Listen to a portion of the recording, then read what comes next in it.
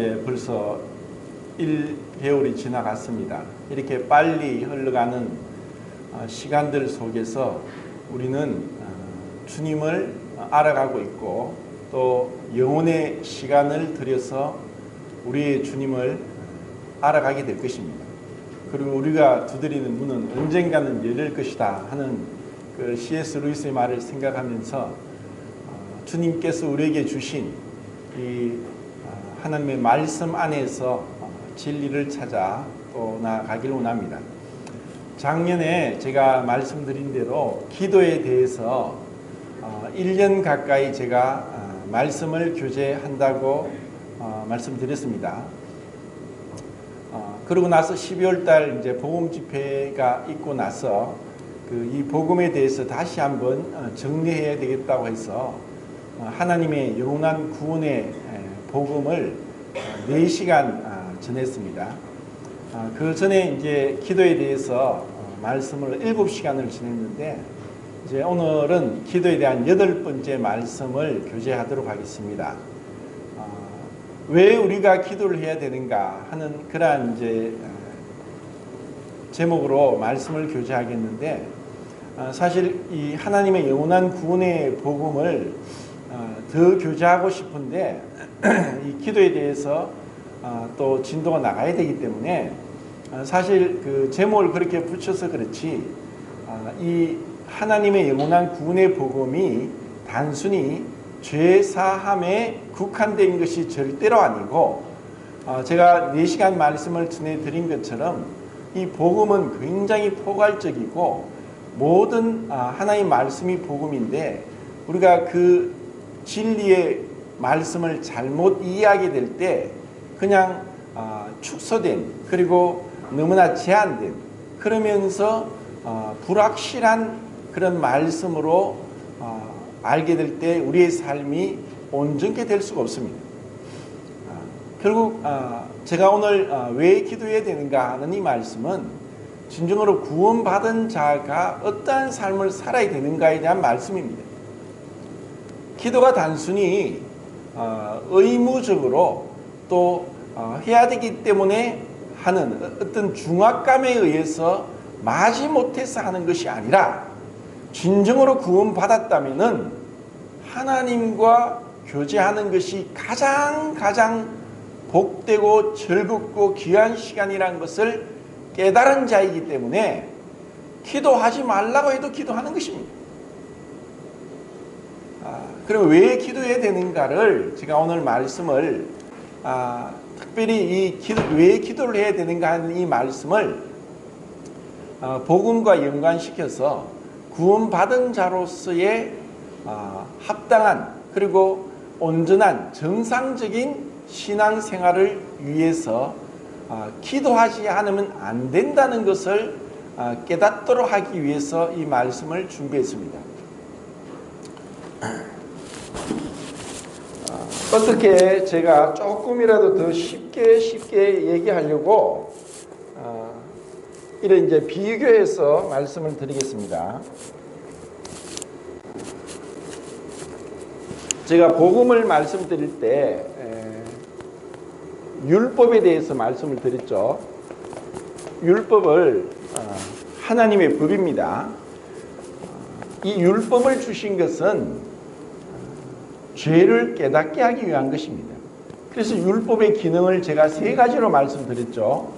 거울과 자와 저울 이렇게 얘기했습니다.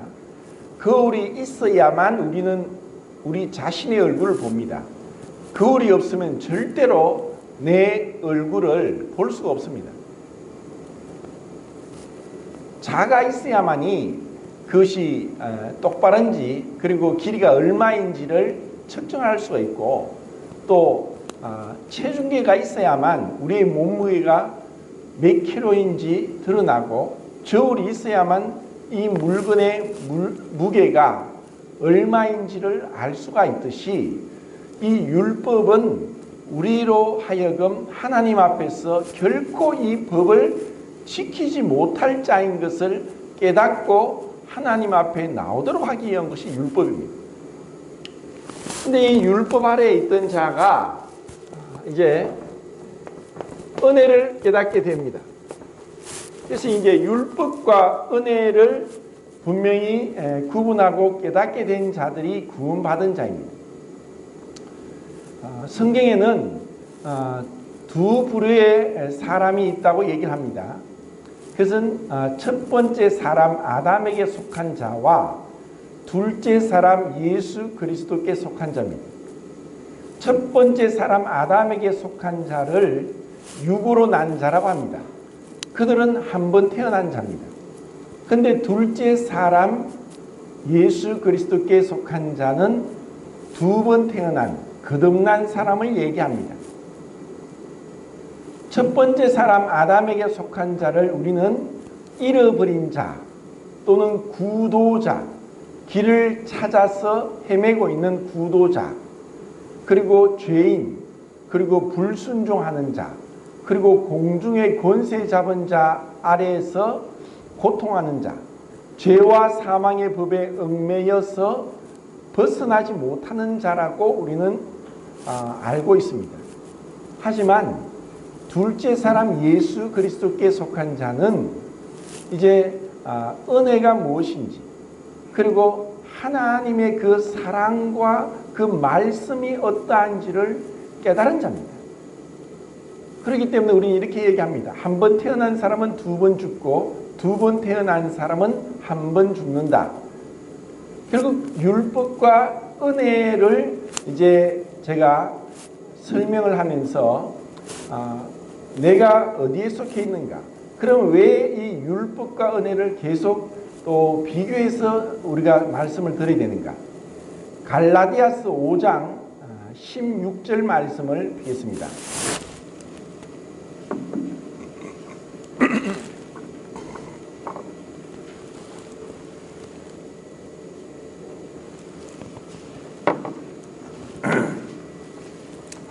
갈라디아서 5장 16절 말씀 찾았으면 다 같이 한 목소리로 읽도록 하겠습니다. 시작. 너희는 성령을 따라 행하라. 이하면 육체의 욕심을 이루지 아니하리라. 그리고 18절 읽겠습니다. 18절 시작. 너희가 많이 성령의 인도하신 바가 아니면 율법 아래에 있지 아니하리라. 자, 우리는 이제 갈라디아 교회에 보낸 사도 바울의 편지를 통해서 너희가 성령으로 시작하였다가 육체로 마치겠느냐 하는 그 말씀을 보여주고 있고, 그리고 분명히 하나님의 은혜를 깨달은 자임에도 불구하고 율법주의로 흘러갈 수 있다는 것을 이제 보게 됩니다.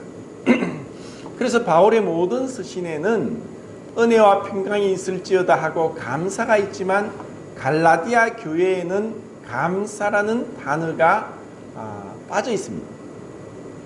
이것은 구원을 받았음에도 불구하고 율법주의에 흐를 수 있고, 또 구원받지 못하고서 여전히 율법 아래에 있음을 볼 수도 있습니다. 이것을 제가 은혜와 율법을 이제 하나하나 다른 말씀과 비교하면서 우리 그리스도인들이 어떻게 은혜 안에서 살아가는가? 그러면 이렇게 은혜 아래서 살아가기 위해서 우리에게 무엇이 필요한가? 그것은 바로 기도가 얼마나 절실하게 필요한지를 보게 되는 것이고, 그리고 만약에 우리가 그와 같이 은혜를 이 믿음으로서 있는 은혜에 들어가기 위해서 기도의 삶이 습관화되지 아니하면은 언제든지 율법으로 흘러갈 수 있는 위험 소지가 있다는 것을 말씀드리는 것입니다. 은혜와 율법을 이제 구분할 때 율법은 행위입니다. 은혜는 믿음입니다. 자, 이것은 우리가 복음을 전할 때 다 알고 있는 것입니다. 복음을 깨닫지 못한 자들, 율법주의에 속한 자들은 이 행위로서 하나님 앞에 나가려고 합니다. 그래서 이단이냐 이단이 아니냐를 구분하는 것은 다른 거 볼 필요 없습니다. 그들이 행위로 나가려고 하느냐 믿음으로 나가려고 하느냐를 보면은 이단인지 이단이 아닌지 구분됩니다. 모든 이단은 율법주의고 행위로 나가려고 합니다. 근데 우리는 나의 어떠한 행위도 어떠한 선함도 하나님 앞에 인정되지 못한다는 것을 깨달은 자입니다. 근데 행위로 나가는 것이 구원받고 나서도 이렇게 행위로 나가려고 하는 잘못에 빠질 수 있다는 것을 제가 보여드리고, 그리고 이것이 왜 그렇게 우리가 믿음으로 나가지 못하고 행위에 자꾸 빠져버리는가 하는 것을 또 말씀을 드리겠습니다. 자, 믿음은 무엇이냐? 믿음은 자기 부인입니다. 행위는 자기의 또 자기 자랑입니다.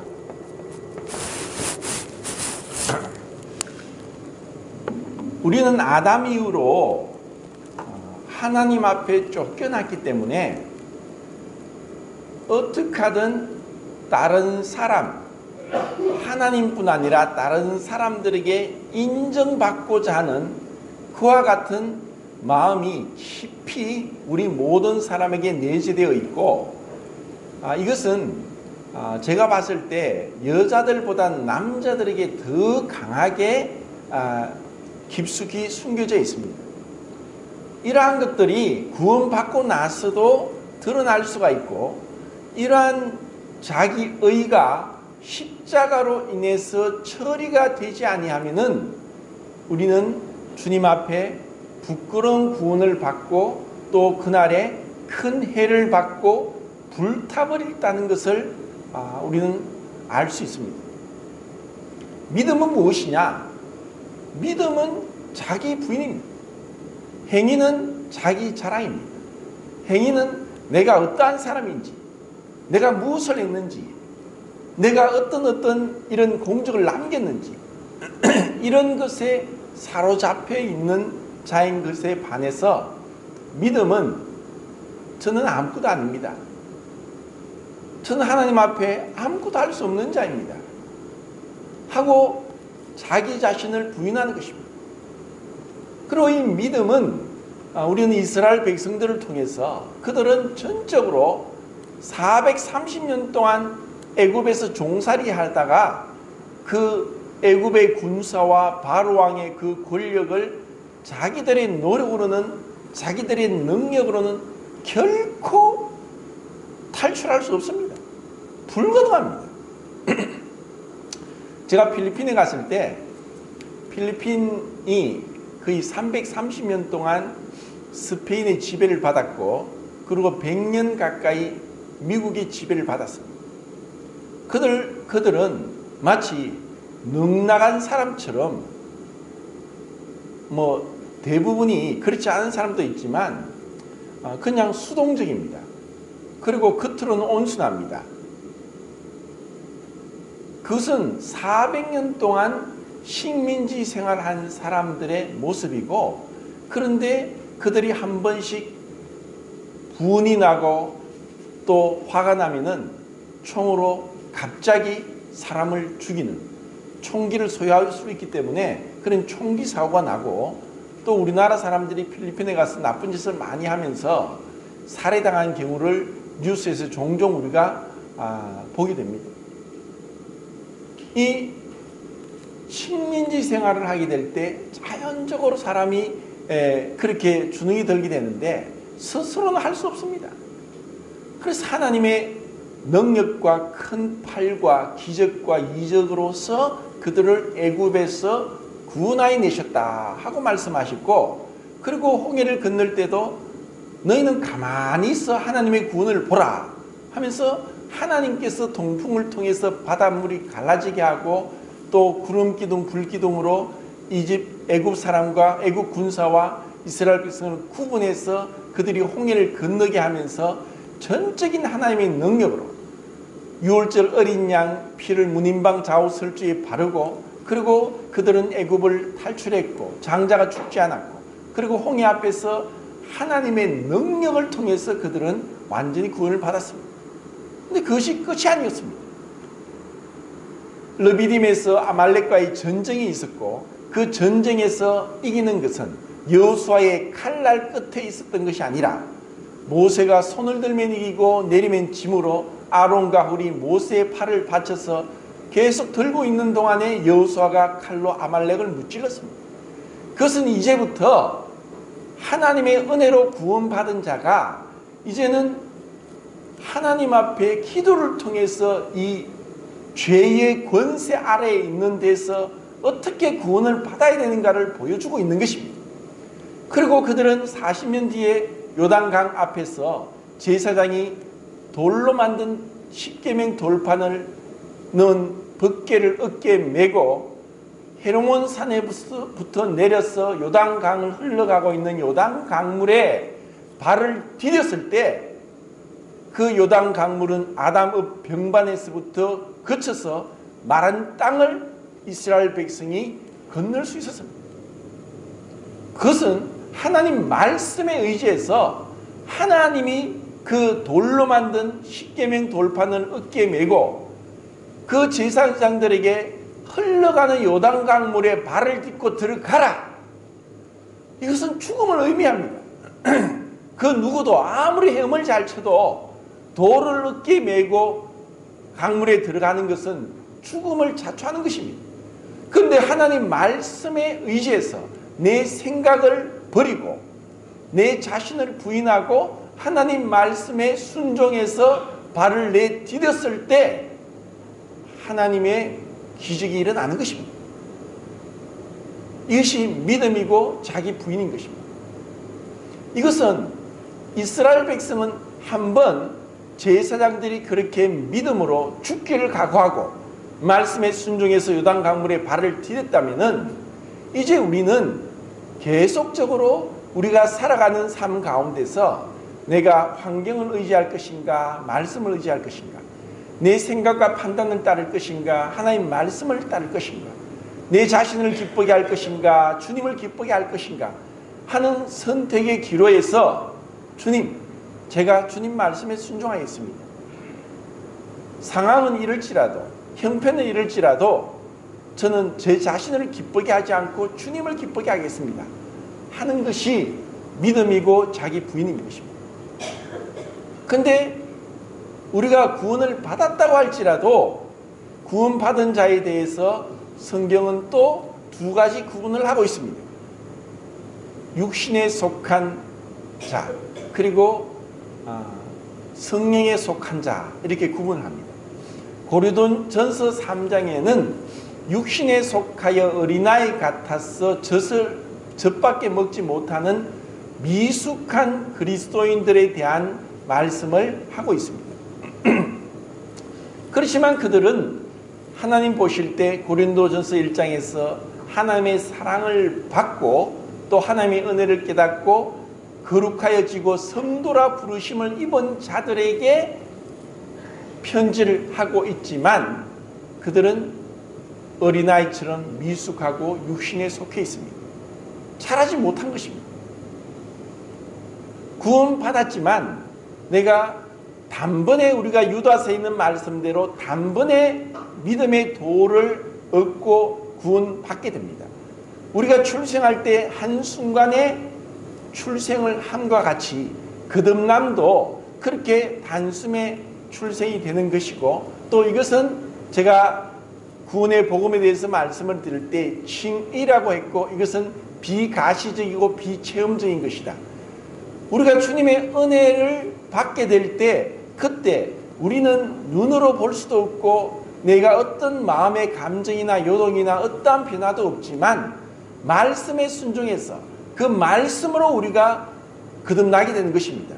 너희가 거듭난 것이 썩어질 시로 된 것이 아니요 썩지 아니할 시로 된 것이니 곧 항상 살아있고 항상 있는 하나님의 살아있는 말씀으로 되었다 하고 베드로전서 1장에 말씀하고 있습니다.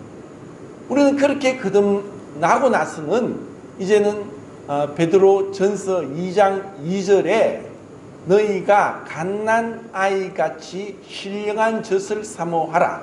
이는 너희로 구원에 이르도록 자라게 하려 함이라 하고 우리가 어떻게 구원을 받고 자라는가를 말씀하고 있습니다.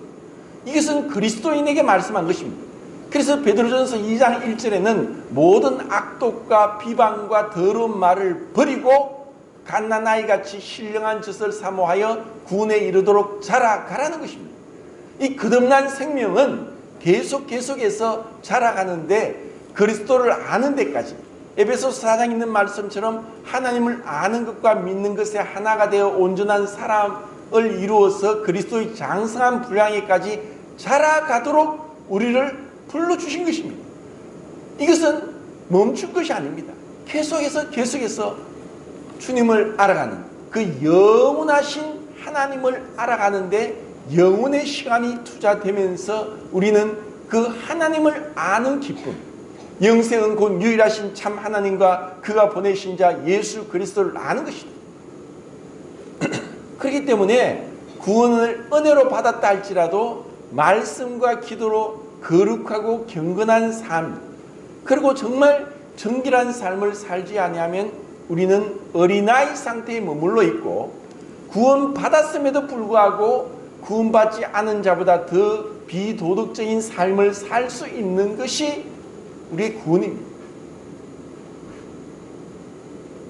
구원받았음에도 불구하고 자기 의에 자기 자랑에 사로잡혀서 남이 인정하면 좋아하지만 무시하고 인정받지 못할 때 자존심이 상하면서 분을 드러내고 또 그것으로 인해서 쉽게 그렇게 자기 판단대로 행동을 하면서 정착하지 못하는 사람들이 참 많습니다.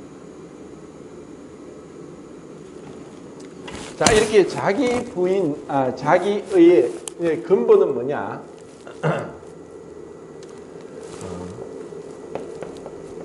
자 중심이냐, 주님 중심이냐, 이 차이입니다.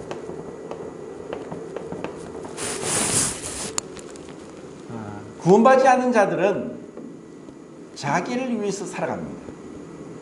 그리고 조금 더 폭을 넓히면 자기의 가족을 위해서 살아갑니다. 그런데 진정으로 우리가 구원받게 되면은 나는 죽고 그리스도만, 나는 쇠화해지고 그리스도가 존귀케 되기를 원하는 마음이 있게 됩니다. 구원받지 않은 자들은 철저하게 자기 중심적입니다. 자기가 좋으면 하고 싫으면 하지 않습니다. 그래서 그러한 자를 성경에서 뭐라고 표현합니까? 육체와 마음에 원하는 것을 하여 본질상 진노의 자녀라고 얘기합니다.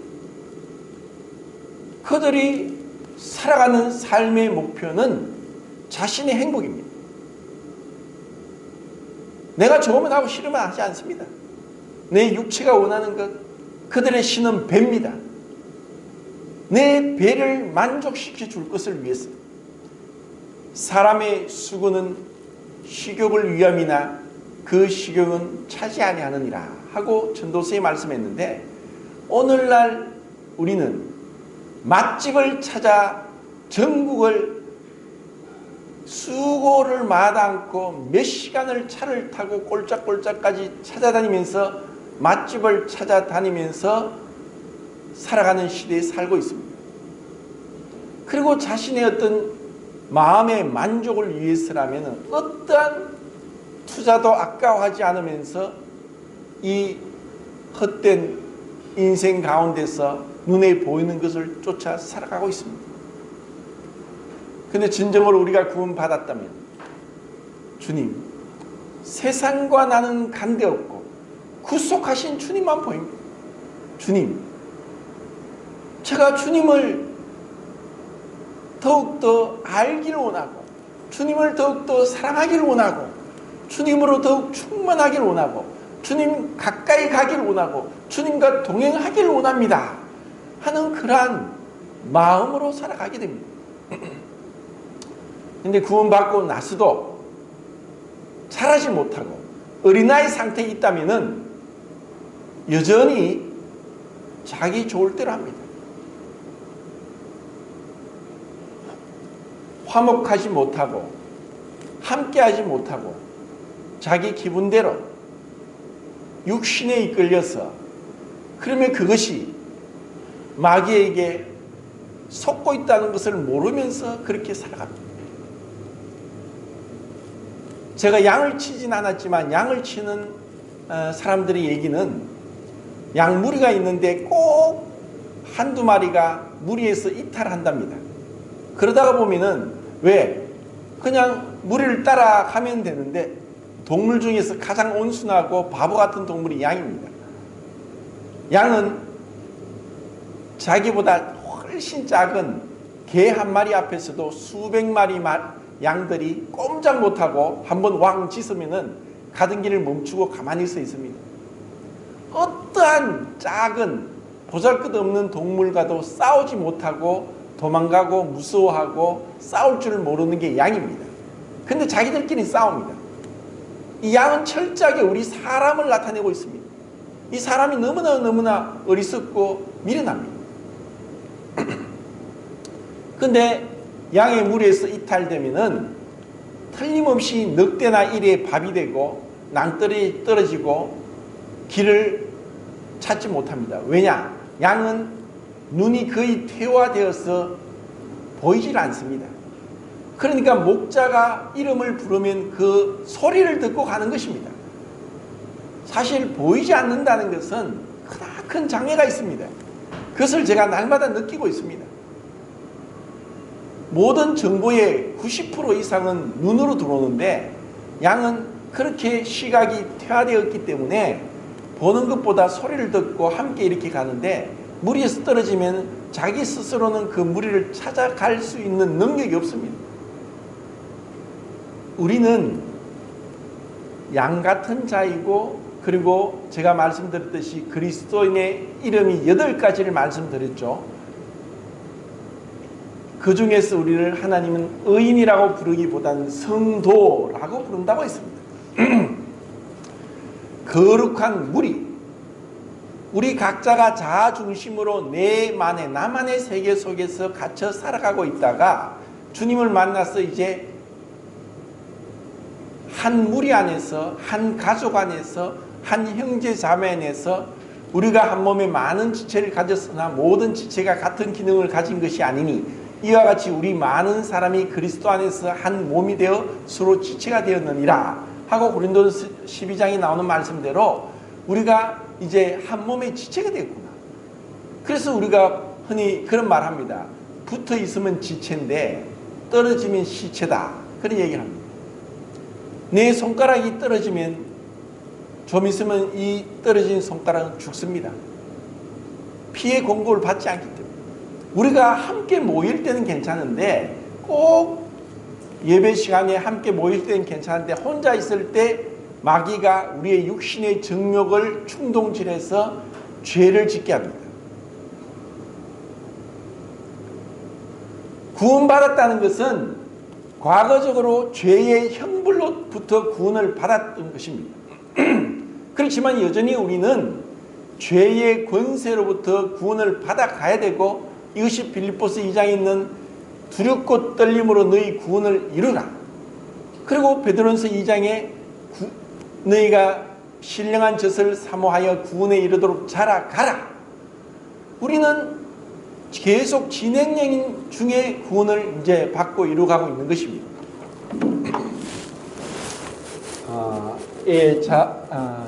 이게 뭐죠? 주님 중심이고, 자기 중심이면은 반드시 교만과 열등감에 사로잡히는데, 주님 중심이면 겸손해지는 것입니다.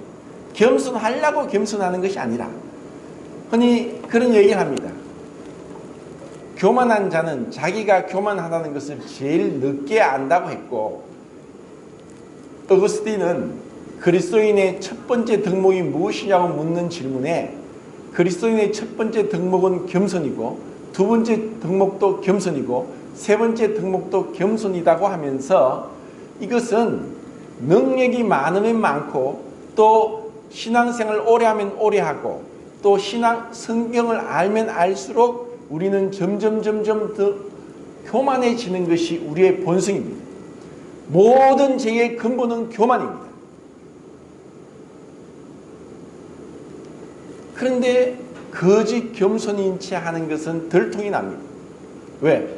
문제가 생겼을 때, 다툼이 생겼을 때 분노가 일어나고 자존심이 상하고 화를 내고 그리고 심한 말을 하고 판단을 하고 비방을 하는 것은 왜 그렇습니까? 아직 십자가로 자아가 처리되지 않았기 때문입니다. 진정으로 주님이 나를 사로잡으시고 주님의 그 겸손, 하늘의 하늘도 주를 감당치 못할진데 어떤 사람도 누워보지 않은 여관에 방이 없어서 말구유관에 마구간에 가서 말의 밥통인 구유에 그 어린 예수님이 몸이 누워졌습니다. 이렇게까지 낮아질 수 있습니까? 그래서 진정한 겸손은 그 냄새나는 마구간에서 말구유통에까지 허리를 숙이지 않고서는 주님의 겸손을 배울 수 없다는 것입니다. 우리의 지식, 우리의 신앙적인 경륜, 우리의 경험 이것으로 인해서 권위를 내세워서 권위주의에 빠질 수 있고 그리고 바리새인화 될 수 있습니다. 진정으로 주님 가까이 가면 갈수록 빛 가운데 가면 갈수록 내가 얼마나 어둠 속에 더러운지를 알고 있는 자입니다. 그래서 바울은 고백합니다. 나는 죄인 중에 괴수다. 이것은 주님을 만난 만큼 우리는 주님의 겸손을 배우게 됩니다. 수고하고 무거운 짐진 자들아 다 내게로 오라. 나는 마음이 온유하고 겸손하니 나의 멍에를 메고 배우라. 그리하면 너희 마음이 쉼을 얻으리니. 자아가 중심이 된 두 양상, 손등과 손바닥은 교만과 열등감으로 드러납니다. 그들은 자기 행위에 철저히 사로잡혀 있기 때문에 자기가 뭔가라도 내세울만 하고 잘한 것이 있으면 교만해집니다. 그런데 뭐 어떻게 하다가 자기 중심의 어떤 자신의 육체의 정욕에 사로잡혀 죄를 범하고 그러면 그만 열등감에 사로잡힙니다. 그들의 신앙은 구원받았을지라도 자아중심적으로 교만과 열등감에 사로잡힌 자는 시소를 탑니다. 올라갔다 내려갔다 올라갔다 내려갔다. 좋을 때 나쁠 때가 급변하게 자꾸 차이가 납니다. 변함없이 주님이 중심이 되면 내가 좋든 내가 정말 상태가 최악이고 어렵든 상관없이 주님 앞에 믿음으로 나가는 것입니다. 행위가 아니라. 비록 내가 넘어지고 자빠졌을지라도 우리가 주님의 은혜를 바라보고 나갈 수 있는 것은 주님, 이와 같은 자를 이렇게 사랑하셨습니까? 내가 내 자신도 용납하지 못하겠는데 이렇게 나를 사랑하셨습니까? 하고 주님 앞에 믿음으로 나가는 것입니다. 이것이 믿음입니다. 이것이 하나님의 은혜를 얻는 것입니다. 자녀의 떡을 취하여서 개에게 던짐이 합당치 않다 하고 수르보니게 여인에게 주님이 말씀했습니다. 야, 너는 내 자녀가 아니라 개와 같이 이방인이고 너에게 줄 떡이 없어. 그래서 수르보니게 여인이 뭐라고 했습니까? 예, 개도 주인의 상에서 떨어지는 부스러기를 먹지 않습니까? 주님이 그 수르보니게 여인의 믿음을 칭찬하십니다.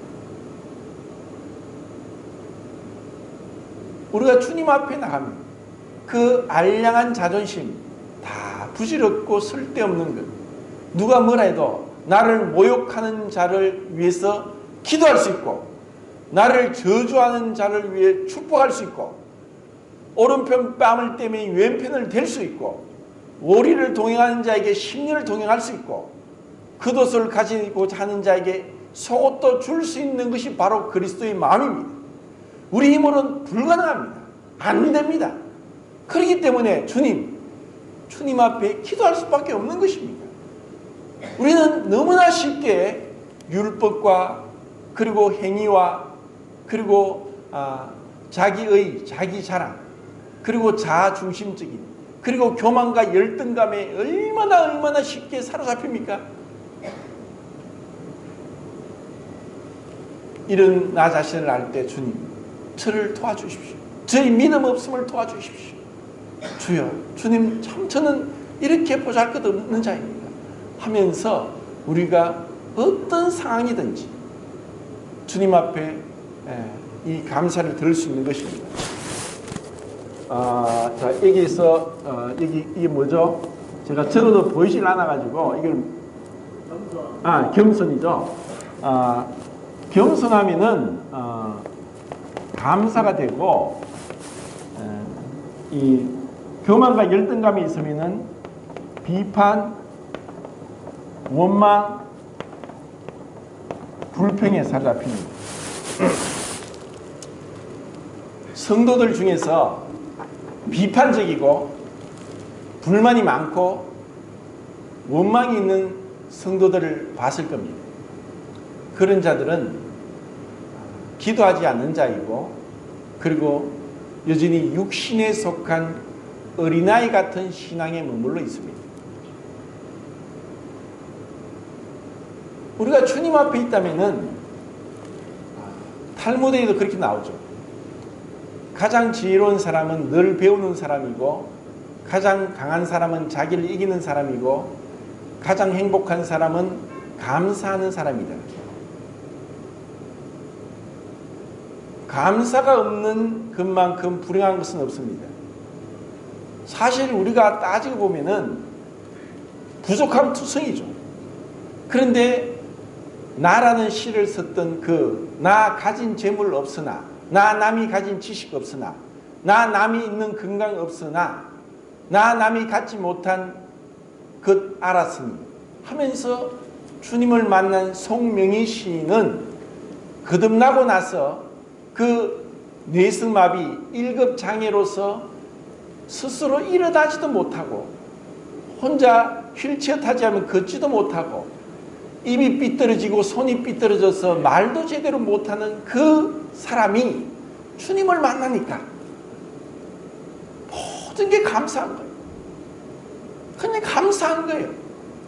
우리가 주님으로 충만하면은 내가 어떠한 불평과 원망과 비판이 어디 있습니까? 주님 정말 감사합니다. 내가 숨 쉬는 것 자체부터 감사합니다.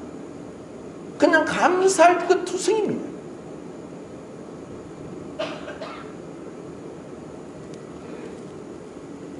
우리는 다 불완전한 사람이고 부족한 사람들입니다. 어떤 교회도 완전한 교회는 없고 흔히 어떤 사람이 완전한 교회를 찾았는데 가는 순간 그 교회는 불완전한 교회가 되었다고 하는데 이유는 그 사람이 불완전하기 때문입니다. 우리는 다 불완전합니다. 부족합니다.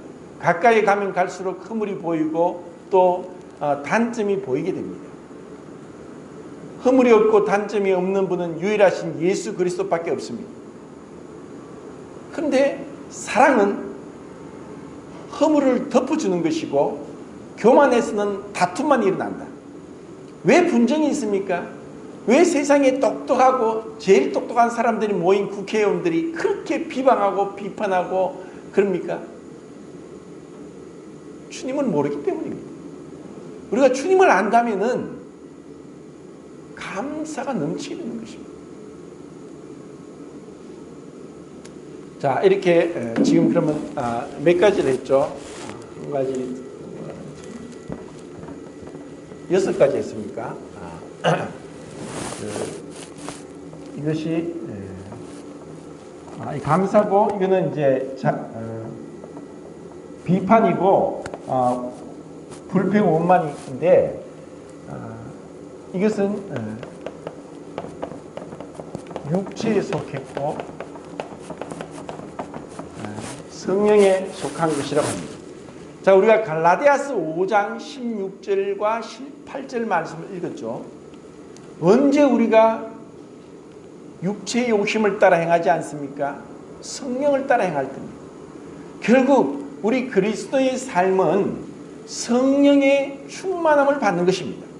에베소서 5장 18절에 술 취하지 말라 이는 방탕한 것이니 오직 성령의 충만을 받으라 하고 하는 말씀이 나오는데, 여기서 헬라어 원문에는 네 가지를 말씀하고 있습니다. 첫 번째, 2인칭 복수 너희들, 이것은 구원받은 모든 성도들을 향하여 하신 말씀입니다. 그리고 두 번째는 현재 진행형, 이것은 성령의 충만을 한번 받고 끝나는 것이 아니라 구원은 단번에 우리가 구원받고 의롭다함을 얻지만 성화는 점진적인 성화로서 계속적으로 성령의 충만을 받으라는 현재 진행형의 말씀입니다. 그리고 세 번째는 수동형입니다. 이것은 내가 내 뜻대로 주관할 수 없고 주님께서 그분의 의대로 합당하게 준비된 겸손하고 감사하고 주님 중심이고 기도하고 말씀에 창념하고 그리고 그 은혜 가운데 거하는 자에게 주시는 하늘로부터 내려오는 가장 축복된 것이 성령의 충만함입니다. 이 성령의 충만함은 신약 성경에 이제 세례 요한 아버지 사가랴와 엘리사벳에게 성령의 충만함을 입었다고 하는데, 이것은 하나님께서 하나님의 그 목적을 위해서 일시적으로 특별하게 주어진 성령의 충만이라고 볼 수 있습니다. 그것은 하나님의 뜻을 이루어서 반드시 성령의 충만함이 필요했고, 구약 성경에서 성막을 지을 때 부사렐과 오홀리압에게 성령의 충만함을 주셔서 그 모세가 하늘에서 본 그 하늘의 하나님의 집을 이 땅에서 금과 은과 놋과 그리고 청색, 자색, 홍색 또 가늘게 꼰 배실, 황금 실로서 성막을 만들기 위해서 부사렐과 오홀리압에게 성령의 충만함을 주신 것입니다. 우리가 육체에 사로잡혀 있느냐 성령에 사로잡혀 있느냐, 그것은 우리가 얼마나 기도를 하면서, 기도를 제가 데살로니가전서 5장에서 항상 기뻐하라, 쉬지 말고 기도하라, 범사에 감사라는 말씀을 세 가지로 나눠 말씀드렸습니다. 항상 기쁨은 우리의 감정이 내 주관에 있지 않고 말씀에 있을 때 항상 기뻐하는 것이다. 그래서 감정의 절제가 필요하다고 했고, 쉬지 말고 기도하라는 것은 우리의 의지가 주님 앞에 굴복되는 것, 그럴 때만 우리는 기도할 수 있지, 우리 의지가 굴복되지 않으면 절대 기도하지 않습니다. 내가 왜 기도해?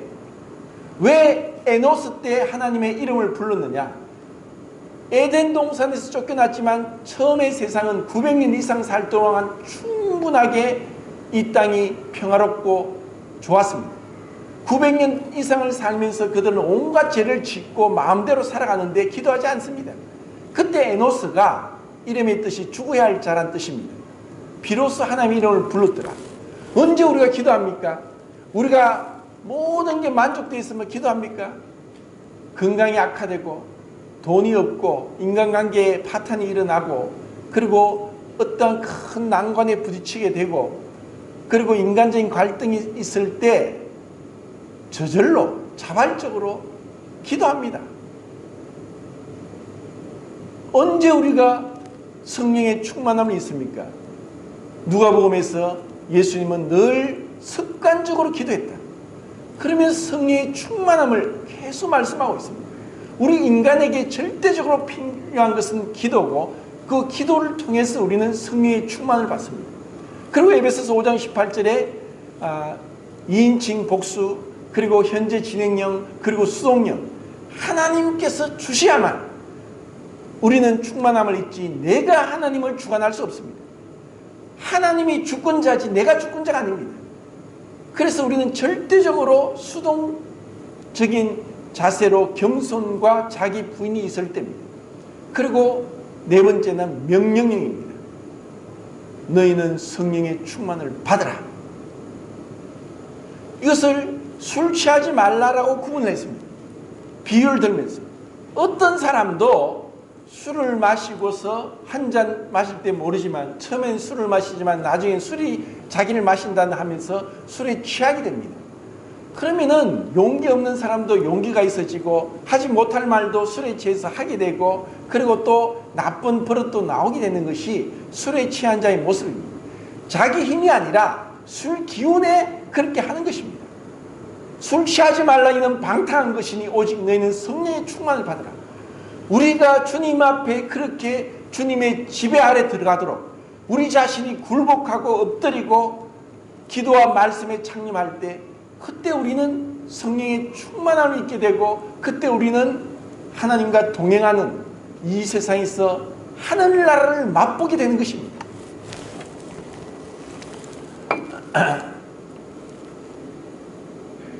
이렇게 육체에 속한 자, 성령에 속한 자. 이제 마지막 여덟 번째는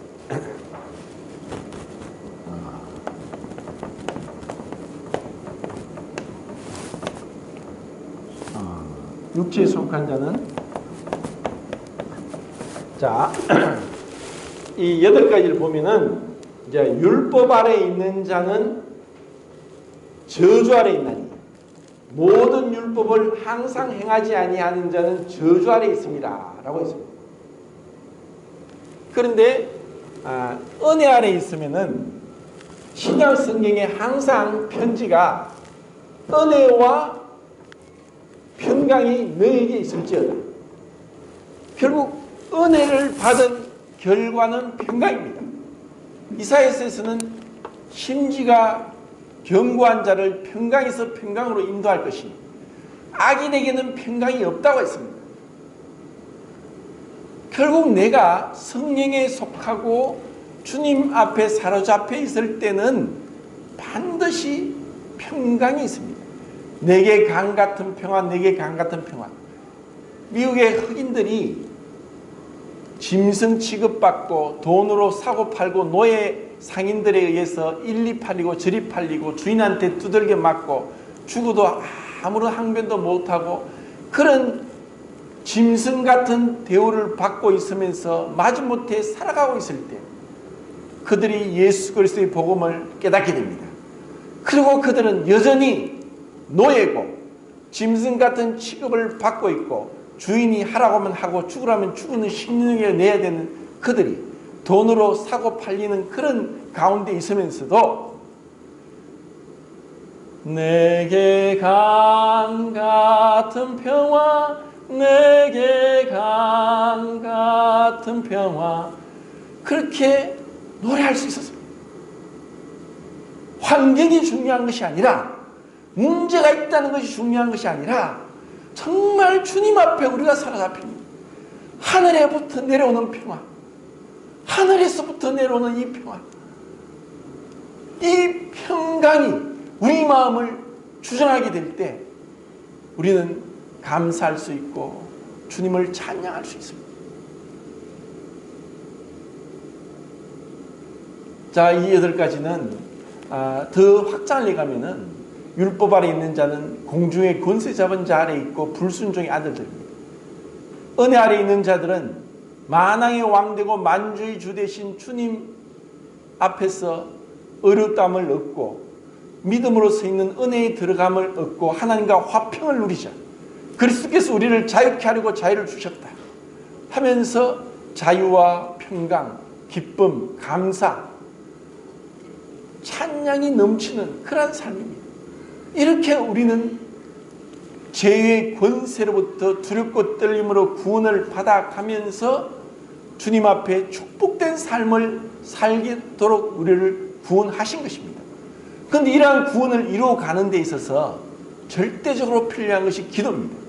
우리가 기도를 습관하지 않고 기도를 통해서 주님 앞에 무릎 꿇고 내 자신을 부인하고 엎드리지 않으면 언제라도 육체대로 살아가면서 롯과 같이 눈에 보이는 것을 쫓아가서 소돔과 고모라 성에서 고통을 당합니다. 이러한 자는 부끄러운 구원을 받게 되고 그 모든 공력이 불로 다 타버리고 큰 해를 받게 된다고 했습니다. 구원을 받았을지라도 기도와 말씀 가운데 성령의 충만을 믿지 못하면은 이렇게 부끄러운 구원을 받는 것입니다. 주님이 우리를 왜 부르셨습니까? 이 죄악된 자를 왜 구원하셨습니까? 정결케 하시고 주님과 동행하도록 불렀습니다. 주님과 함께 동행하는 삶. 그분은 거룩하시기 때문에 죄 가운데서 있는 자들과 결코 동행하지 않습니다. 히브리서 3장 13절 말씀을 보고 마치겠습니다.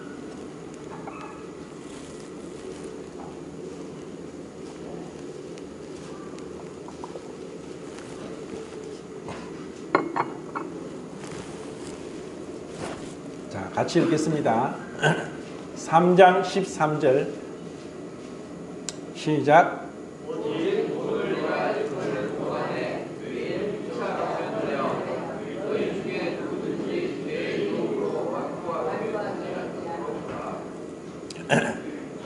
죄의 유혹으로 완고하게 되지 않도록 우리에게 권면하고 있습니다.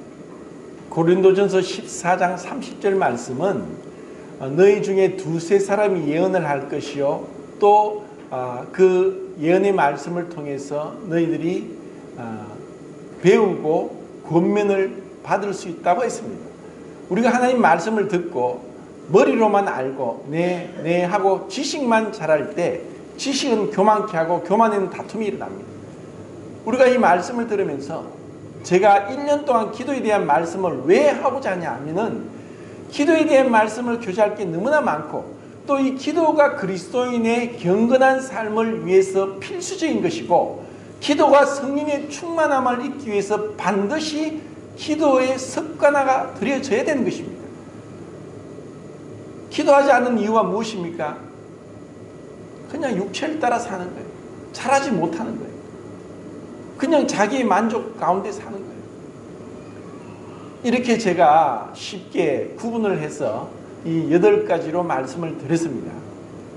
그래서 늘 율법의 기능이 거울이고 저울이고 자라고 한 것처럼 내 자신의 삶이 지금 어디에 있느냐? 내가 불평이 있냐? 원망이 있냐? 비판적이냐? 그것은 자아가 중심이 되었고 육체에 속해서 성령의 인도를 받지 못하고 있다는 증거입니다. 우리 모두가 참 습관적으로 기도하면서 의지로 주님 앞에 굴복되어서 성령의 주권적인 능력으로 충만함을 입어서 이 땅에서 빛의 자녀로서 그렇게 하나님께 영광을 돌리고 하나님을 기쁘시게 하는 삶이 되기를 원합니다.